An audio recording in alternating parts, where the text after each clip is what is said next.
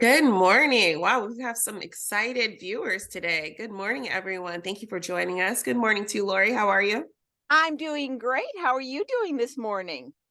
I'm doing good, thank you. Doing really good. It's been I don't know, it's a little gloomy outside, but I think it's gonna clear up. The sun's trying to shine. How about in your neck of the woods? Yeah, my neck of the woods, we had a little bit of rain. I'm right now up in beautiful Sisters, Oregon. I arrived just a couple days ago. I've been here several times, and it's starting to have the leaves turn color and the fall's coming in, which I love the cooler temperatures. So I'm really happy. So I know you guys, you got the kids back at school, you're getting back into the swing of things. I know from, you moms, that's a big deal.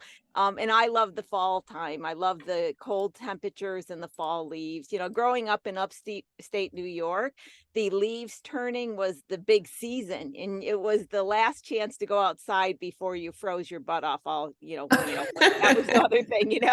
I grew up, in snowbanks all the time, but and nevertheless, it was still kind of fun growing up in the woods. That's for sure.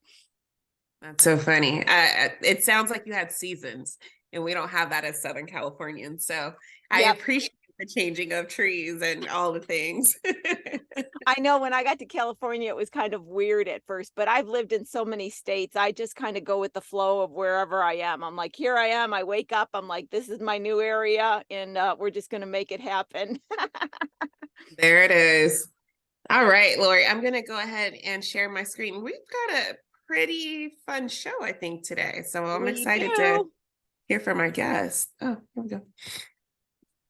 My computer did this massive update like minutes before we logged on. So things are a little Oh my different. God, Lauren, I had the same thing and it's doing weird things. I switched over. In fact, I was just telling Lauren, I switched over to my other computer, which is a new one, and I'm going Mac, but I am definitely a little bit challenged. So if anything doesn't happen today correctly, technology wise, I need a little bit of a room.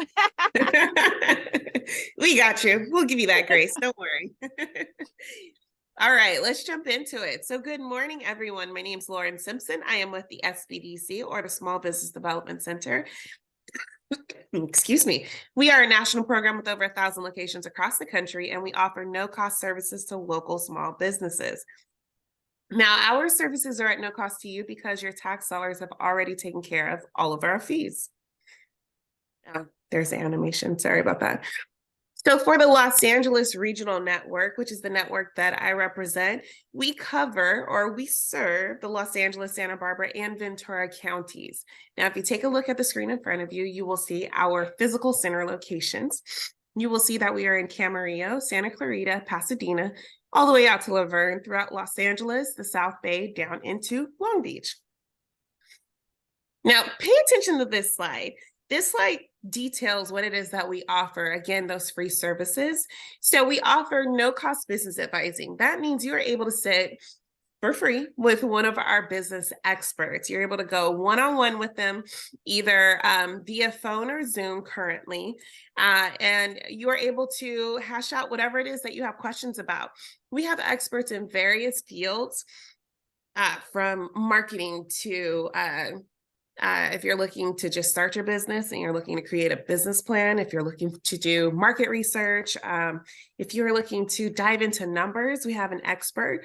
Actually, we have a guru for you, Miss Lori Williams, who can dive into those numbers for you and make them not so scary. And then if you are looking, actually, we have a business expert who can assist you from going from being a handyman to a contractor, or going into construction, I should say. And then we also offer virtual trainings, and those are going to be comprehensive workshops that assist you in beginning your business, adapting your business, and or growing your business. Be sure to get in contact with us today. You can reach us by phone, 866-588-7232, or you can go online, smallbizla.org/new client. Now, if you are lucky enough to join us and but unfortunately you are outside of our region, you can go to americassbdc.org/find your SBDC.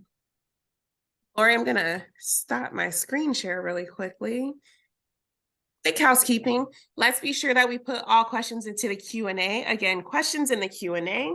Check the chat out for any links that Lori would like to share with you.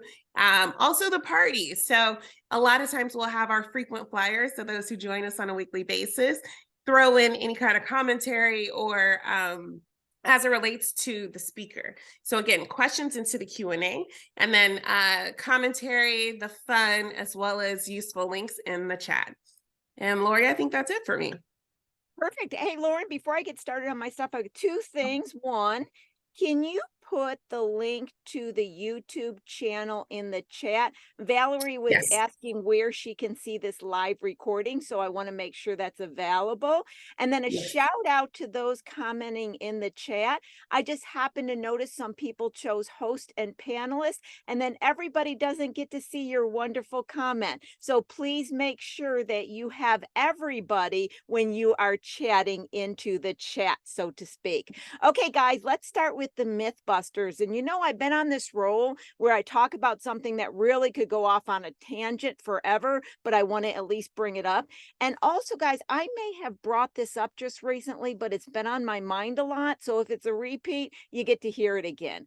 I just want to kind of alert people to that fact that there is several methods of accounting that is done within a company. When we are a small company, most people think of what's financial accounting. That is your profit and loss statement, your balance sheet, your cash flow. Financial accounting follows strict format. Like, you know, an income statement has to line up a certain way. It's got the revenue at the top, the net income at the bottom. These are reports that are structured in a specific way to create what we call transparency. I can pick up any income statement and it'll be set up exactly the same with some kind of choices and differences, but technically the same. So I can look at a company of many different industries, many different sizes, and I have a familiarity. Also, tax returns are the same way. Can you imagine saying to the IRS, I really don't like this format. It's not really clear. It's hard to follow. I'm going to redo it this way. No, you have to fit into a certain format. The reason I'm bringing up financial accounting is most believe that that's all the type of accounting that is needed within the company, and they are not aware of what is called managerial accounting. Managerial accounting is the templates and the different things that I do to say, are we profitable? What is our benchmarks? What do we want to achieve from the sales perspective, from a cost perspective? This is utilizing numbers in a different format than would be required by any strict financial accounting documentation. So you may do a model that identifies different cost points, etc. In my financial series, that's all I talk about in session 2 and session 3 is managerial accounting. So my point today is there is more engaged with the numbers of your company than just to do these internal reports, fill out tax returns, and provide reports to banks. There is also a whole aspect where you create usually an Excel document using the same numbers but aligning them different to answer key business questions. When I'm the CFO in larger companies, I spend maybe 80% of the time on managerial accounting. You can see that's a very important aspect, but yet in small companies, they may spend zero time to not even be aware of this aspect. This is what transfers decisions within your company from being a gut instinct, which works much better when you have data, to being able to model certain scenarios and help you in that decision process. So this talk today was just an alertness, an awareness, a saying, hey, if you're not doing some other kind of internal accounting and using the numbers to make decisions, every decision within your company, you're missing out. Speaking of my financial series, I'm starting the October. Once again, session 2 and session 3 is all about creating models and doing managerial accounting. I'm also bringing back again, I had done this every other month, but it's so popular. I'm going to start doing the legal structure for my company and tax advantages on a monthly basis. Getting a lot of signups for these classes, so I know it's a hot topic. And as far as upcoming sessions on Small Biz Talk, next week we're going to talk to Mara and Anna, sorry. and they own Words and Motion Speech Therapy. And they're going to tell us all about their company and how it's had exponential growth in the last 3 years, and the challenges that they had along the way, as well as the wonderful opportunities that they are engaged in to serve their community. Then we're going to have Dan Davidson come on to talk about Rose City Coffee. And then Valerie is going to come and talk about Intrepid Ayurveda. And a lot of people are not familiar with Ayurveda. And if you remember back some time, we had a Dr. Sunad coming on, and he was talking about eating and your lifestyle and how it promotes your good health and helps to give you the energy to engage in your goals, including business goals. We're going to learn about Ayurveda, as well as the challenges in structuring a company from a consulting as well as a product perspective. So that's coming up on the future Small Biz Talk. Now, for today, we've got a fascinating discussion. As always, I know we always say that, but Eric is known as ET. I love the name ET. Founded Dirty Sue, which is a premium olive juice brand. The goal was to offer consumers a high quality olive juice that would be convenient and, more importantly, consistent in flavor. Dirty Sue is thrice filtered, pure premium olive juice. ET, welcome to the show. Hey, thanks for having me on. Okay, so I had to start out by actually telling you this part. So ET came from a referral from Andrew Cohen, good friend of mine, as well as involved with the SBDC. So ET, I'm not a drinker of martinis. I know nothing about martinis. I'm completely ignorant of this, right? And so Andrew writes to me, I've got a good referral from the show. It's a friend of mine from Las Vegas, and his name's ET, and his company, and I'm looking at this on my phone real quick, is Dirty Sue, right? And Yeah. I'm like, wait a minute. We are a government program, Dirty Sue from Las Vegas. I don't know if we can have him on the, that was my first thought. So then I go and I read a little bit more, and I'm like, olive juice. And I love juice, right? And I'm like, carrot juice, olive juice. I don't, I had to go to your website and figure out what all this is even about. So once I did, it was quite fascinating. So for those, I'm assuming I'm not the only person that maybe never drank a martini or is not aware of this. So let's start out by first talking about what is the product and then go into the formation. But I think in your case, we need to know for maybe those like myself who don't know what it is. Yeah, sure. So good questions. And a lot of people do get confused at what a martini is. I come from the bar world. I ran bars, owned bars in LA since the 90s. And depending on what bar you went, a martini was different. It was either vodka shaken with ice, or if it was gin, it might have vermouth, sometimes bitters. And, it really went back to like the Mad Men era, like 3 martini lunches, but of course, over time, especially in the 90s, anything that went in that glass shape like this, or that little white sign behind me, was considered a martini. So if it fit in that glass, people called it a martini. So an apple martini, whatever the lemon one's called, I can't even remember anymore, lemon drop. But they were all considered martinis, but that's just not really true. It's not the glass, it's the contents. And it's either vodka or gin, typically some vermouth, and possibly some bitters. So it's a pretty spirit forward cocktail. And there's not a lot of information on the dirty martini, which is just the addition of a little bit of olive juice or olive brine. And it gives that salty, savory taste to it. FDR is given credit for being the first one to throw a little bit of olive juice in a martini to make it a dirty martini.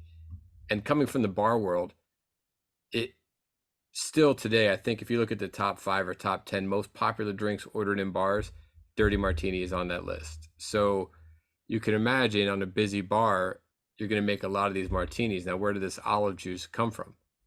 It really, when I bartended, it just came in that gallon jar of olives that sit behind the bar, right? So when a shift starts and you're the bartender, you're the bar back, you're literally hopefully using a slotted spoon and pulling the olives out of the big jar and putting them in the garnish tray. If you're not in a bar like that, you're literally putting your hand in, grabbing the olives, putting them in the tray, and then you're taking that big jar, dumping the juice into that tray, maybe into a squeeze bottle, And what happens is over the course of making dirty martinis all night, you keep refilling whatever the tray or the squeeze bottle, and that big gallon, you're not using that many olives, but the juice keeps going and going and going, and then you're left with an empty jar of juice full of olives spoiling.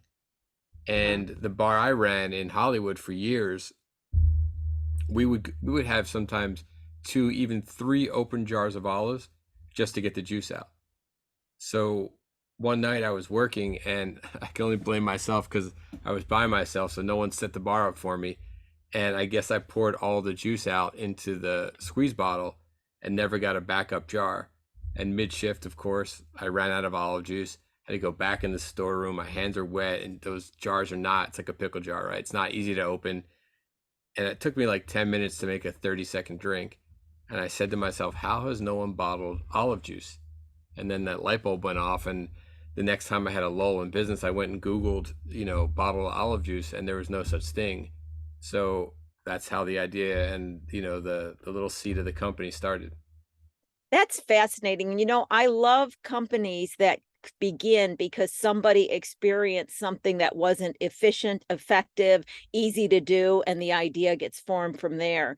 So what's always fascinating, ET, and especially fascinating for our audience, many of us have had these ideas. We go to do something and we're like, damn, if only that could be done Right. better. But I don't have a number on it, but I got to believe it's a very small percentage that then takes it from idea to actually inception, right? Yeah. So there's a process. It's not like you create an idea and the next day you're creating it. You muddle it around, you play with it, and then you experiment. So take us through that beginning detailed process of how did you go from that night of realization and what happened next? Yeah, I mean, it is a good point because the enthusiasm can wane very quickly when you hit roadblocks. And this is 2003. So the internet wasn't quite as valuable as it is today in terms of searching. So of course I start looking up. I don't know anything about olive juice. I don't even know how it's made. I just know it comes in the jar of olives at that point. And I start looking at olive brands and calling these farms to see if they had enough juice to sell me. And it turns out all these farms were fake names of farms that all source their olives from bigger importers. There are some growers in the States, but the regions aren't quite as ideal as the Mediterranean or Spain and Egypt and things like that. So it was really hard. I would call these companies and they would say, oh, we don't have enough. But I didn't know at the time they didn't actually do anything except import, which is why they didn't have enough. And like 6 months of this and trying to call olive councils and get numbers of olive farms and do all this different stuff. There's many times where I was like, I'm done. I'm giving up. Like, this is why no one does it. There's just no way to do it. And had one more number I had written down, and it was a farm in California. And when I called, it was a real farm. It was a family-owned farm. They've been in business about 25 years. Husband and wife run it. Their niece and daughter work there. And it's about 3 hours north of LA. So I drove up and met them, and they were growers of California green olives, but they were also big importers of Spanish olives and Mediterranean olives. And they were, they didn't know anything about, like you, dirty martinis. That wasn't their wheelhouse. And what I really wanted to do and what was really important to me was not just take what was in the jar and put that in a bottle, but make a better version. Like, I didn't want to lose, like, a big thing about dirty martinis is the salty, savory goodness. So I didn't want to lose what people love about a dirty martini, but I wanted to see if there's a better way to make it. So I really worked close with the owner of the farm and the guy that ran the farm for him to decide what's a better version of what was already there. Think about a fresh margarita with fresh squeezed juices or a margarita mix. Like, Right. which one's going to be better? So they're both margaritas. One obviously is going to be fresher, and I wanted to get that version. So we spent a lot of time, and I don't know that I realized this at the time, but by doing that, I made a proprietary recipe for my brand. I was just thinking that because I was thinking you created a process Right. in this. Yeah, okay. Because then you own something that no one can own. If you think about orange juice, if we're talking about juice, even though olive juice technically isn't juice. But if you think about orange juice as an example, if you're using 100% fresh squeezed Florida orange juice as your product, I can do that too. You can't patent that. Right. There's no one that can patent fresh squeezed orange juice. So what separates X brand from Y brand? Now it's just marketing. It's your packaging, it's your marketing, how much you're spending in advertising, how well do you know the supermarket chain where they get you in a nice shelf space? Because you're competing with the same product as yours, basically. So not realizing when I started that this could grow into other companies competing with me, I did myself a really big favor by having a proprietary recipe that no one has come close to. They're all basically putting what's in the jar in the bottle, which is fine. That's what we used to do. Right. But when you see reviews and people rate olive juice, I always win because I'm different and there's a better flavor. There's a nice olive forward flavor with that nice salt kick that people love instead of just a salt bomb. And part of it was me wanting to give something better. Part of it, I got lucky that I created a proprietary recipe that I now own. So it separates me from my competitors. Now, in that, and once again, I absolutely love this story. It's evolving even better than I thought. But can we talk just slightly when you talk about it being a proprietary recipe that you own? I have a feeling that somebody in the audience is going to wonder, how did you protect that ownership? Did you do something to own that owned?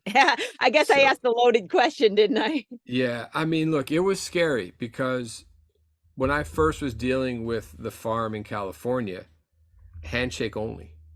They don't sign contracts. They don't sign NDAs. This is a guy in overalls working his farm. And I even brought a lawyer up at some point, and I'm like, do not wear a suit, right? Jeans, button down is the dressiest you can get because they're just not cut from this kind of business world. I mean, they're very successful.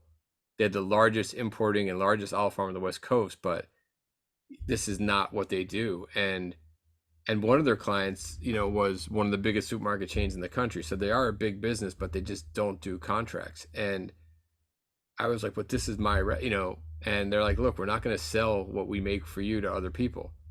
And I had to take a little bit of faith on that because they wouldn't sign. So it was a little nerve-wracking. And then years later, I wanted to start getting into the garnishes that go with martinis, olives, blue cheese olives, jalapeno olives, all these different types of different olives. And they had great olives. What they didn't have was the stuffings I liked. They weren't stuffing their great olives with stuffings that I loved. And they were willing to get me the stuffings I wanted. The only problem was I would be their only client using those stuffings. So the cost per olive was not workable. So I started looking where else I could get olives. And I came across another importer in Texas, and they were willing and had the buying power to get me the cheeses and stuff that I wanted. So for a while, I was making my juice in California and my olives in Texas, which was a nightmare. But then the olive farm in California, he decided he wanted to retire and sell his business. Okay. So he called me, and he knew I had this other guy in Texas, same olives, basically. I think they used one of the same importers and farms in Spain and Europe, but the stuffings were different. So he's like, how do you like the guy in Texas? I'm like, I love him. He's like, you think he'd buy me? I'm like, I think he'd consider it. So he ended up buying California, which was really good for me. And the other thing that was really good for me is I was then able to protect my recipe with him, because he had to buy my recipe and then he had to sign off on that's mine only. So years later, it officially got protected, but California also honored the handshake deal as well. You know what I love about that story is I've been on this thing lately where I've been saying, let's all, as small businesses, take our power back and go back to being those beings that a handshake matters. Right. And for a lot of small companies that are starting out, I find that when working with another small company, they're able to have these communications, able to have these win-wins. And so I think your story highly represents a back to the olden times of the way people did business. And I grew up in the country, and so I Right. understand, I always say I'm not of that elk in the city. So I really love that story, and I think it really has a going forward application to the way we can do business in the future. Now, one of the things that I know, because I went on your website, so before we go into any more of the story, let's stop for a second and just talk about the naming of the product, because I think Right. that's an interesting little aspect too. So can you tell us, where did you come up with the name Dirty Sue? It's not as nefarious as it sounds. When I was getting ready to make it a company and branding and packaging and naming it, I wanted dirty to be in the name because I wanted to make sure people knew on a shelf that this had some link to Dirty Martini. And so I wanted to be dirty something or something dirty. So I also wanted to make it ubiquitous with the Dirty Martini. So if you were ordering, say, X vodka Dirty Martini, you would just say X vodka Dirty Sue, right? So it was simple to say, ring off your tongue, like Kleenex is tissues, right? Like we don't know another word other than Kleenex. Some people don't realize it's a brand. They're like, oh, give me the Kleenex. No, I only have this brand. It's the same thing. It's just different. Anyway, so I still have a beach cruiser bicycle, and it was behind my sofa in the living room. So, I wasn't married yet. And the frame of the bike was the bike company, all their beach cruisers have different personalities. And mine had a frame and it was painted like the nose of a World War II plane. And it said the Flying Sioux with a pinup girl, kind of like the guys who paint on their bombers in the war. And I'm like, oh, that's kind of cool. And now it comes with a symbol, and it also harkens back to an era that's not trendy. So like if you follow that design pattern, I'm not going to fall into the 3 years later, my artwork looks dated because it was hip in 94 or 2004, but not hip in 2014. So using that more, just post-war kind of art, it seemed like it would resonate longer. I'd get more of a shelf life on that art. So Dirty Sue just kind of, now look, in today's world, is that the name? I don't know. Maybe not, right? Because a lot's changed in our culture since 2004. But I think people realize, and they've read my website and they see the story, that it came out of more of an innocent place. I will say, when I tried to get my website, dirtysue.com, I was shocked that that was available in this day and age, because we all know who buys those websites. So, Well, and my tagline to that story is inspiration is all around us. It could be a bike behind our couch. And right. that's what I love to add that tagline to it. Now, in that, so let's walk back in a second. So you've got the idea, you have producers basically, but now you have the challenge. I've got to get this in a container and buy many containers and figure out where I'm going to start selling it. That's the next problem, especially with a product-based idea. So walk us through what happened next. Did you have to buy 10 million of the product? Did you No, store it in a warehouse? All those fun details. no. So I got very lucky in the sense that the farm in California was able to produce small quantities. They could buy the glass for me. They could buy the labels for me. And they could make and store. Now, everything was built to order. They didn't have room to make 3,000 cases and sit it in a warehouse for me. But once I did get orders coming in for distributors, so larger orders, I mean, they weren't large in the beginning, but 30, 40, 60 cases, they could make 60 cases. I could get it shipped to my distributor's warehouse. And look, I made a lot of mistakes. Starting with my launch party in 2004, the summer of 2004, and I had distribution through a liquor distributor in Southern California, which sounds awesome, and it is awesome, except when you're a new brand that's never been done before, you would think, oh, look at this awesome new thing we have to show all your thousands of clients. or I don't know how to sell this. I'll just keep it there. If someone buys it, great. If they don't buy it, big deal. So a lot of the sales were up to me to get bars. And at first I was only focusing on bars. That was my narrative. I came from the bar world. Bars needed bottles of olive juice. I didn't really think of retail at first. And so it's sitting in their warehouse. A few friends were buying it, and it was slow going. So I figured I need to have a launch party to let people know loud and proud that Dirty Sue's here. The answer to your problems, right, is here. So I threw a pretty well-attended launch party in Hollywood and used every connection I had to get people there that were press worthy, and through a very this friend, that friend, this friend, you had a lot of great people there, but the biggest great person that came was Christina Aguilera. And yeah, that's big. yeah, huge, especially in 2004. And we had a step and repeat, and she stops and took her picture. So there's Christina Aguilera in front of the Dirty Sue step and repeat. And that picture ended up everywhere. It was picked up by like Japanese newspapers and this and this and this. So all of a sudden people are, where can I get Dirty Sue? And they couldn't. I put the cart before the horse, had this crazy launch party. I had no e-commerce yet on my website. I was literally taking phone orders, running credit cards the old way, and packing and shipping in my apartment like 2 bottles at a time, and then paying top dollar to ship them. And it was awful.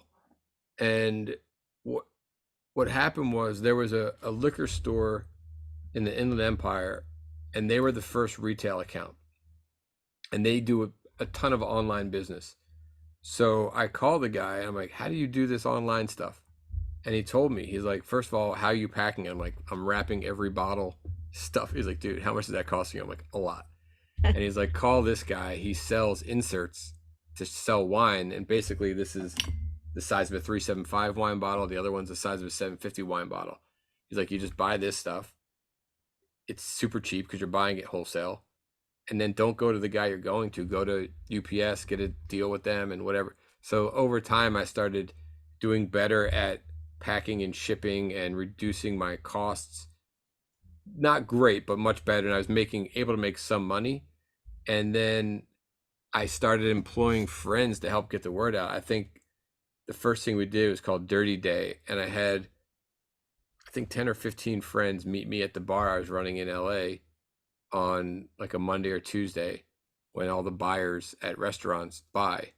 And I gave them, this is back when you couldn't pay with credit cards on meters. I gave everyone a roll of $10 in quarters, a case of Dirty Sue, a list of accounts, and a sales sheet. I'm like, just go and be like, hey, I don't even work for this company. I'm just a bartender that's helping them out. This is a bartender created product. And that kind of started a little bit of guerrilla groundswell where people are like, oh, he works there. I know that place. I'll try it. And it started to get a little bit of a buzz in the bar scene in LA. And then because of the launch party and some of the press we got, I started getting emails from people at home saying, hey, I buy little jars of olives, right? And I pour the juice out to make my martinis. And now I have 5 of these jars in my fridge and all the olives are going bad. I need this too. Where do I get it? Gotcha. So that's when I realized there's a retail market besides the bar world. And I started pushing for that. And now I probably sit at about 50-50 retail to bars and restaurants. So that really showed me that there's a whole market I wasn't even paying attention to that might end up one day being my most important market. You know what's interesting, E.T., is that interviewing a lot of entrepreneurs and speaking to a lot as I have throughout my career, it's very hard, almost difficult to time the marketing and when the product takes off and the appropriate amount of inventory. When you have too much inventory and it's not selling, you have no cash flow, it's all in inventory. And then if you get this big hit and suddenly you have a hard time producing, you take this chance of, customers not being happy. And I think it's just one of those things where you're sweating bullets on either clear side. Right. And in me being finance, I've seen and more comfortable with not enough inventory and having to produce real quickly than to try to figure out how to get more cash, because that's sometimes the harder one. But the other thing I like about what you're talking about is that you were continuously, out of demand, looking for efficiencies and improvements, and just calling people around you and saying, hey, how can you help me? But at the Right. same time, ET, one of the things I'm noting, just once again interviewing a lot of people, when you ask somebody for help, you ask specific things. A lot of times people say, I need help, but they're not clear. You're like, I need help with this. And I Yeah. think that's some wonderful takeaways from what you shared. In the relationships with the Texas farmer, today, do you still maintain that, or have you reached out to additional relationships? One of the questions people always have is forming good relationships with vendors and other people in their supply chain, maintaining that, when you should have one, when you should have many. And it looks like with your specific requirements, that's something that you come across. Can you shed some light on your thoughts on that subject? Yeah, when I first met Texas and still had California, it was always nice to think, God forbid something happens to California, I can move bottling of the juice to Texas. And now that everything's done in Texas, there's always that fear that something could happen to Texas, like we had floods there because they're right outside Houston a couple years ago. But I will say this right now, these guys are a big operation and they supply a lot of mega stores around the country. So there are other purveyors, if you will. But I'll tell you this: if it wasn't for them, COVID would have put me out of business. And because the people in California did not, as much as I love them, they did not forecast. So they didn't look at my sales growing and growing and growing and say, wow, 3 months ago he was only doing 5 cases. Now he's ordering 15 cases. So in 3 months he could be doing 30 cases. We need to be getting more glass in stock. We need to be finding more glass suppliers. We need to keep more labels on stock, more corks, more this, more that. It was always seat of the pants. And during COVID with supply chain issues, they would have not found glass. Because the guy in Texas forecast about a year out, I was already a year into supply chain problems for other people before it would have affected me. But because he saw it coming, he started planning 2 years ahead, 3 years, and he was just buying as much glass as he possibly could, seeing the problem. Now, even as good as he was, there were still moments where we got caught like everyone else did. And also, I think it used to cost us $2,000 to get a container of glass imported to the US. The height of COVID, they wanted $18,000, and that wasn't guaranteeing it would get on the next ship. You had to pay a VIG for that. So it was a real problem. And the partnership I have with them and the communication I have with them and me asking what are we doing and him saying, got it, that saved my business, because even though I would have been asking the same questions to California, they wouldn't have been already a year out with glass and I would have been ruined. And so many of my competitors found my guy during COVID because none of their people had the juice or the glass or the wherewithal. And he's like, yeah, I can put you in line, but I'm going to service. And I couldn't keep my product in stock. So there's no way he was going to be able to then bring on new clients.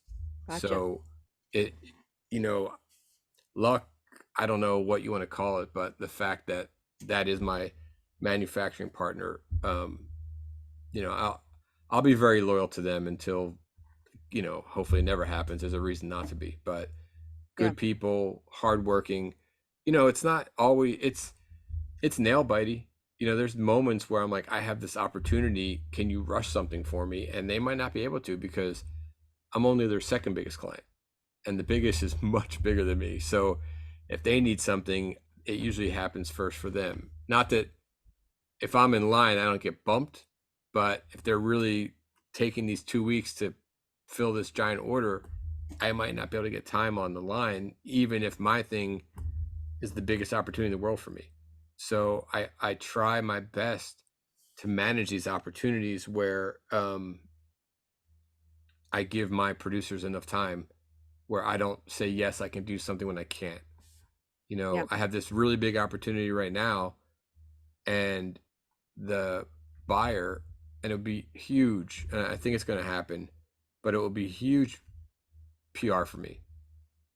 And the guy in Texas, I'm like, look, what is the last day I can give you this order to make sure it's done by this day?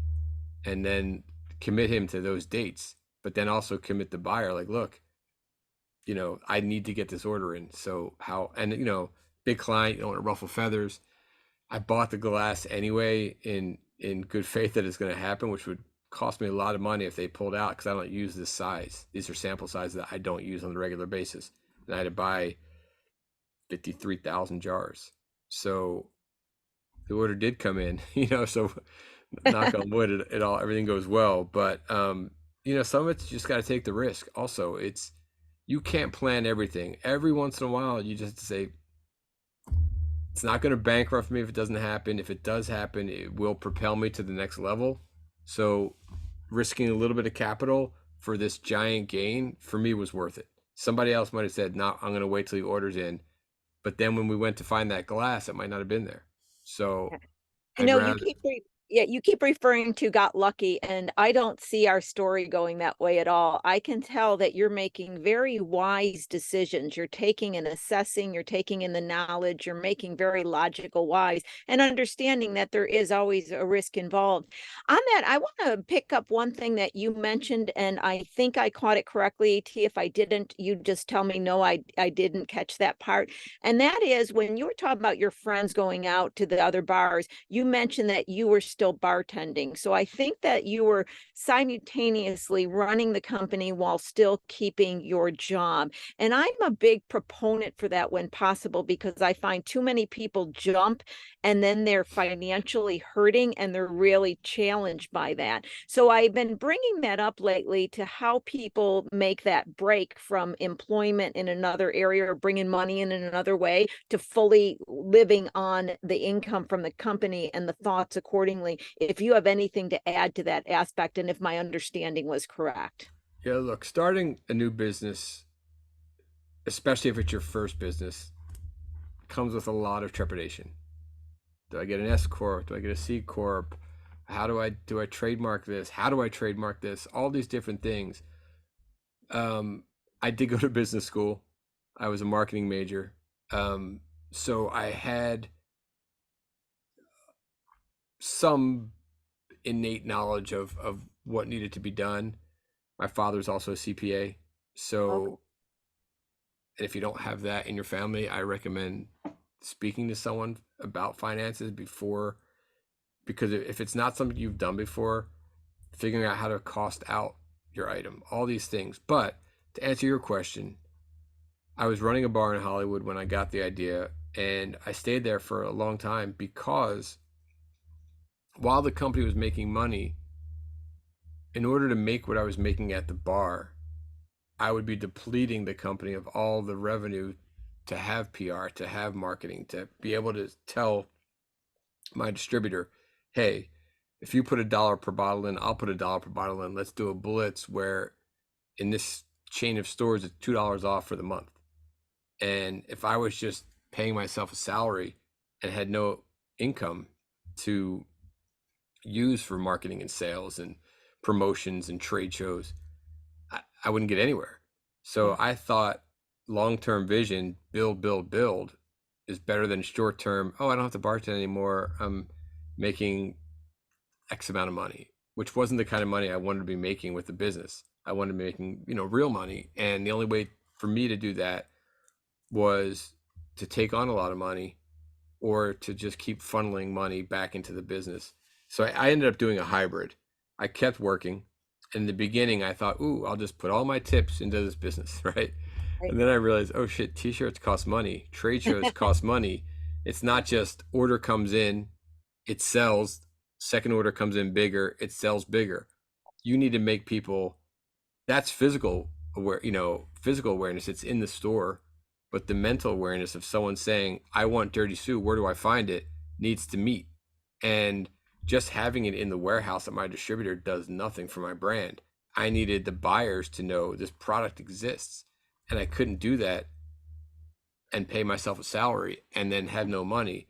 But then very quickly I realized I made, for a bartending job, I did well, but that not well enough to finance an upstart company. So I took some investors and I made a decision to not take a ton of money because this has never been done before. So there was a part of me that didn't want to risk investors' capital on an unproven entity. And also, I didn't want to give up a ton of ownership. I figured, let me see how far this money. So I took two investors, my parents, small, and my old college roommate, a little bit bigger. And then about a year later, I was really growing and I needed more capital. Went to my other college roommate and took out some more money, but still we're talking all in, hundreds of thousands, not millions. Yeah. And in hindsight, could I have taken out a couple million, paid myself a normal salary and grown faster? Maybe. But I also think the legitimacy of people coming into the bar and knowing me in LA as the guy that created Dirty Sue versus leaving immediately and just being some business guy, I think that helped the street cred of my brand, even as I went outside California, because the bar community, especially with social media today and all these events, is small. So I've definitely met people like, oh, you're the Dirty Sue guy. So I think that did help. And honestly, like every time people came in and they worked at other bars, I sold them into Dirty Sue. So it was because the bar was a very much an industry hangout. So I also had buyers coming in from hotels and this and that.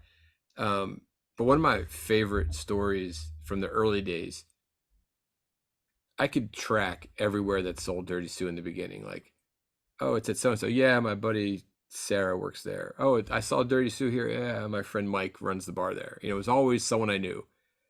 And one night there's a woman at the bar with her date. He ordered an old fashioned. She got a dirty martini and gave him their drinks. Let her have a few sips.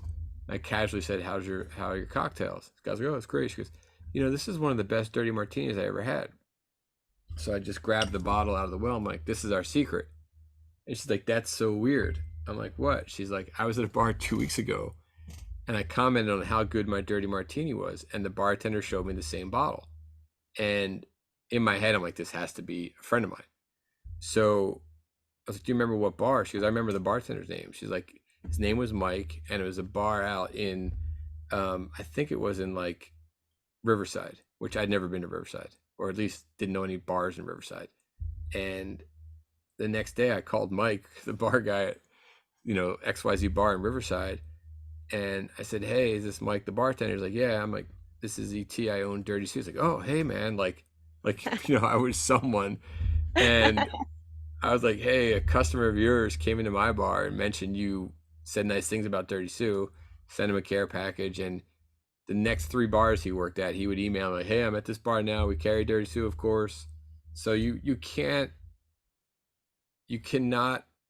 downplay the importance of relationships enough. Like, I mean, you can't upplay it. Like, it's so important to stay in contact as much as you can with people and make sure people know that you appreciate what they do, whether it's a salesperson at your distributor or the guys that run my warehouse now. Like, everyone that's happy along the path of your success is going to do more to make you successful because it's going to help them.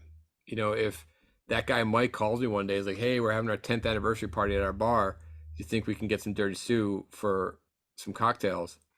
There's no way I'm not saying to that guy whatever he wants because he's done me solid. So I'm going to make sure he knows that he can always call me.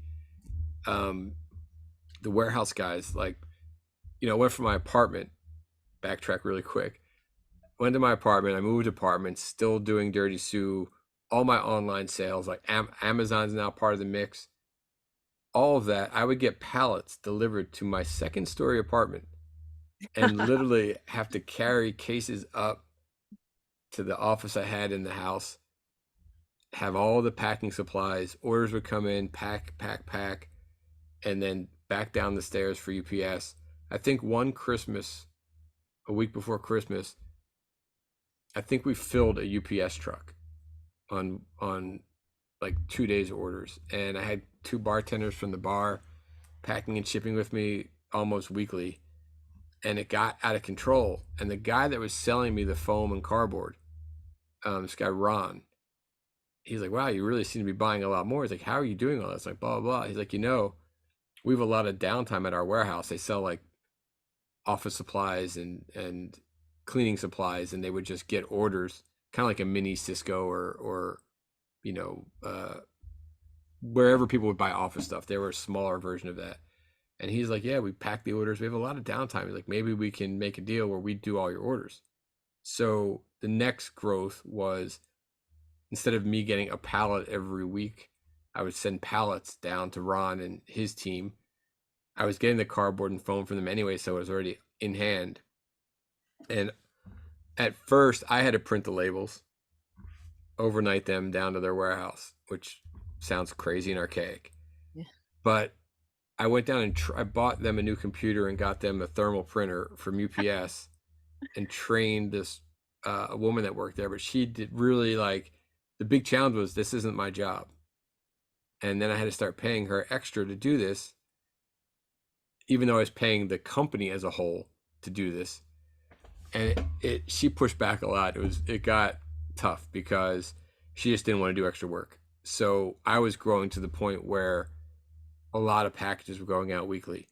And then they offered to warehouse, like the California farm started to get to a point where they couldn't do all my little orders. They could do the big ones and ship direct.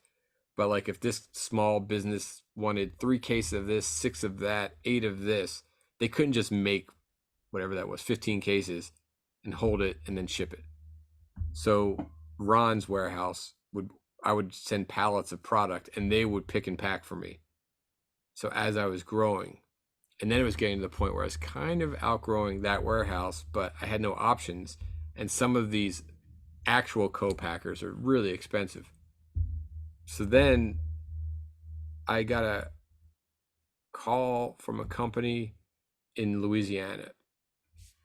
And they said, hey man, we sell a lot of your product to bars and restaurants in our area, and we buy the product from your distributor, but they never have enough product for us on a weekly basis. They don't stock enough. And I was like, that's weird. Now my distributor in Louisiana had 3 warehouses, and where they were is a much smaller area that didn't order a ton. So I was like, you know what? These guys want to order by the pallet. That company's ordering by the case. And I'm really loyal, but I'm like, at some point, business is business. Like, I'm not going to give up. And I've offered them to buy more. I've even said, hey, there's a company that wants to buy more, and they just didn't listen. So I was like, I can't stop the train just because, and there's no law that says I can't sell to whoever I want. I'm not alcohol. So I started selling these guys pallets. And then I'm like, hey, give me a list of accounts that sell your products so I can promote that. And then I got like some pushback. And then the email never came. And then I was like, are you guys selling online? And like, yeah. I'm like, why didn't you just say that? Like, why make up all this nonsense that you're going bar to bar and selling my product? It's lame, And like, oh, it was weird. Like, it was an awkward moment. But they seemed like good guys. I just think they made a bad decision. And they apologized. And I was like, look. Well, first I did math. And I thought to myself, I asked them how much their shipping rates were. So basically, if I was sending 2 bottles packaged in foam and cardboard from LA to New York, $17 shipping. And the cost of the packaging, right? Them, because they're in Louisiana, that was $7. And then I started getting all the different price points from all the different shipping. And I'm like, you know what? I can make the same exact money I'm making right now on my online sales, actually more on my online sales, and the same almost to the penny that I'm making on Amazon. And they'll still make their VIG because of their shipping rates. and they're buying of packaging, which they're buying for other products. So over time and over building trust, getting over that first hurdle, they now warehouse 100% of my product. They do Interesting. all of my online shipping. They went from a 2,000 square foot to a 5,000 square foot to a 16,000 square foot warehouse on 5 acres, where FedEx delivers 3 semis every day that they fill. And even my big distributors, I send truckloads of product to their warehouse. Truckloads. And they have a whole Dirty Sue part of the warehouse, and they pick and pack. So let's say you're ordering 2 pallets of olive juice and a mixed pallet of olives. The next day it's ready to go because we're storing, and now we track sales from last year, add 20%, make sure we keep quarterly inventory. So like if I'm going to do 100 cases of blue cheese olives in the big jars and we're at 12 cases, you know what I mean? I know when to reorder, and we You can know what keep. I like about this story is I am always trying to tell small businesses that they need to think incrementally. You know, so many people have gotten into Hollywood thinking since entrepreneurship has gone Hollywood. And even in the planning stage, I'm going to do this and it's huge. And I always explain to them, and I go back to my life on a farm and on the small country, how the stores sell one product, then they figure out something else, and then they sell another, and then this leads here, and then this leads here. For some reason, small companies are no longer, you know, entrepreneurs starting out, younger ones, they're not been exposed to this kind of dialogue, ET, like we're having, this incremental dialogue. The dialogue of being loyal, but being logical and doing the numbers, having tough conversations, overcoming those tough conversations. Your story engaged all of that. That's the down dirty, down dirty Right. of the way business is. And so what I really love about the story is it gave detail, and it gave just the logistics into how it evolved over time period. And a lot of times, most times, entrepreneurs don't see those behind the scenes. It's like the overnight success from the Right. band. You Well, know, yeah, it's so you true. 15 years later, and now you're an overnight success. But Yeah. one thing I do want to add is people ask me a lot, and I've had some friends starting businesses, and besides the tactical, figure out what kind of corporation you want, do you want to partner, do you not want to partner, pluses and minuses, all that stuff. But I also, if your product isn't something that can really sell itself, you need a story, an authentic story that your customers can relate to. I am a bartender. I did it for 25 years. So now I'm the guy saying, I know what's best in a cocktail, and this is what's best, because that's what I did. I took what I knew and put it in a bottle and used my friends to help me, and, got my name from bicycle and started in my apartment and grew into a giant warehouse in Louisiana. But like, if you don't have a real authentic story that you can tell your customers, I think it's very hard to win. When you watch these liquor vodka brands, everyone wants to be a distiller. Everyone wants to make their own whiskey company. And a lot of those stories don't resonate because there is no story. Yeah. It's rich people saying, I want a brand. And that only resonates for your group of friends. Yeah. It doesn't resonate to me or my mom or to you. Whereas if you said, hey, if you can actually prove that your great grandfather was a bootlegger during Prohibition and you have his recipe, like, that's a great story. A lot of people tell that story, but it's not true. But if you actually had it and could show the letter and the recipe, whatever it was, people were like, that's cool. There's a real authentic message behind that. Or if it's charitable, or if it's this, or if it's that. I think the connection you can make, especially with, like, everyone can find out everything they want. And all of a sudden, if you're the generic vodka and I'm the dripping with authenticity vodka, and we have the same money to launch, I'm going to win. Yep, absolutely. If you have, And as we're coming to the end here, I can't believe we're already at the end of the show. I want to say thank you, but thinking of stories, mentioning stories, I have to at least say one thing, even though we're at right at the time to quit, I got to stop. And I got to say, so there's something you told me at the beginning, and it was a story that I said to Lauren. Nobody has ever said that to me. So we got to end it with that. So tell us the other famous thing in your family life. so I think you're referring to the Beatles, and how John Lennon kissed my mom. And not only did John Lennon kiss my mom, but my father paid for it. All true. Um, my parents, especially my mom, huge Beatles fan, and the her best another couple lived across the street from me growing up as their best friends. I'm still best friends with their kids today. Very, very tight families. Um, and they were all Beatles fans, as everybody was, especially back in the day. So John and Yoko in the early 70s were coming to a charity event in Philadelphia, where I'm from. So my mom and her best friend, they all went, and it's packed, right? So at some point, my mom and her friend got up near the front, but not quite at the front. And as John was like kind of going down, they put their records through and he signed them, right? I think it was Mind Games, 45 of Mind Games. So, John and Yoko leave, most of the crowd leaves. My dad and his buddy are like, all right, let's go. And my mom and her friend, like, they might come back out. They might come back out. And they're like, he's not coming back out. Like, they left. It's over. Lights are on. People are leaving. Sure enough, they come back out. And now John is walking by, and like the few people that are sparsely still there actually saying hello. So my mom and her friend get right up to the barrier. So as John is getting closer to my mom, remember this is a charity event. They're raising money for something. And from the back, my mom hears my father say, if you kiss the two women up front, I'll donate $50, which in 72 is not nothing. So John kind of looks up and asks the security guard, and the security guard nods, yes, you heard that correct. And he says something else, and the guy points to my mom and her friend. And John's like, okay. So he comes over and gives them both a kiss, says hello, and, it was the greatest day of their lives.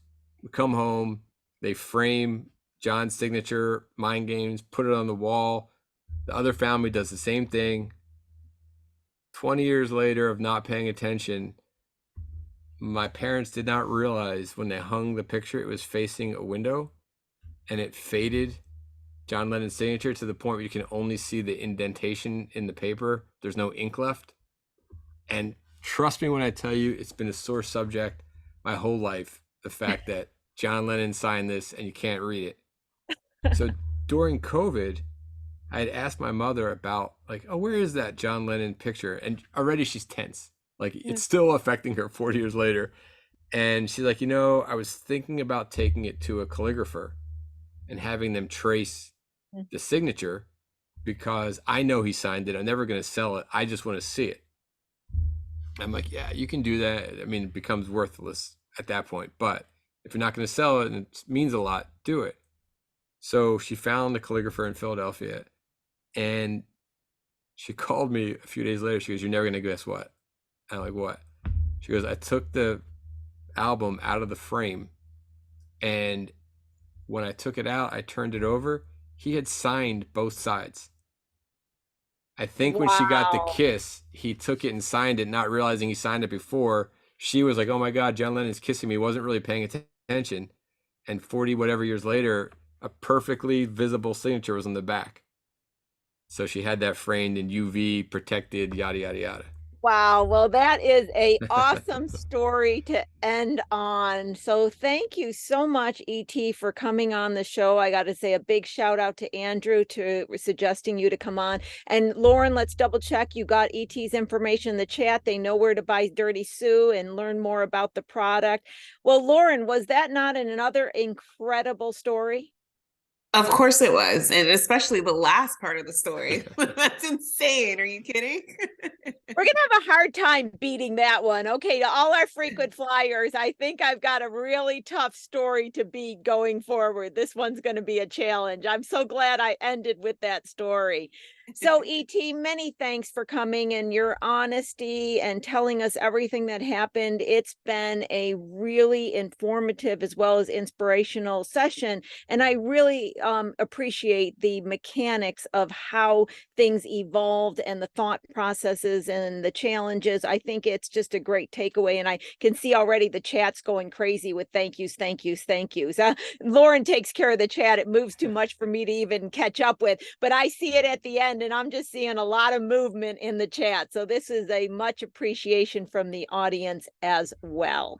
Great. Thank you. Well, thanks for having me. You know, it's when you do ask all these questions and I start realizing it's, you know, next year's 20 years. Wow. And it seems like it flew by when you start pinpointing years. I'm like, wow, that was so long ago that, you know, I did this or made this mistake or this thing happened. So thank you for having me on and kind of going down memory lane a little bit. You're welcome. I hear that a lot. People say, well, after I told the story, I didn't realize all I did. They leave with a understanding of what they went through. And so often when we succeed in our life, we don't give enough credit to ourselves. I have to do that myself. I have to go back and go, wait a minute, Lori, you did good. Right. Because there's Well, always more to do, right? So you never yeah. really look at the past. You're always like, I have a goal in life. People have heard me say this on the show. I am going to be fully engaged until I'm dead, and then I'm going to be fully engaged in whatever happens after that. If I'm breathing and I'm alive, I am fully engaged in whatever comes my way. So with that, I want to thank our frequent flyers as always. And if you're new to the show, thank you so much for being here today. I love having you in the audience. It's you in the audience that makes this all possible. And I'm just amazed. Lauren and I have been going at this for way over a year now, and we still have a strong following and it continues to grow. And that I greatly appreciate because I love bringing people like ET to everybody and being able to hear their stories. So Lauren's going to stay after, as she always does, catch up, make sure you know how to get in touch with ET, make sure you know how to get in touch with me or the SBDC to take advantage of the great services we offer. Thank you again, ET. Thank you to everybody. And thank you for joining Small Biz Talk with your host, Lori Williams. And I will see you next week. Bye, everybody. Thank you. Bye-bye. Bye, Lori. Bye, ET. Thank you both. Thank you. All right, everyone, go ahead and take a look at that chat. Let's see. Yes, I did. I re-added ET's information so you can check that. There's also a link to previous episodes that you can check. And then finally, if you would like to set some time with Lori, sorry, I'm talking and typing something different. Go ahead and check the chat now, and I've re-added my email there. All right, everyone, we will see you next week, Wednesday at 10 a.m. Thank you so much. Miss Rhiannon, I totally agree. Today was awesome. I'm not really a martini drinker, but I feel like we all need to just try Dirty Sue. All right, everyone, take care. Bye.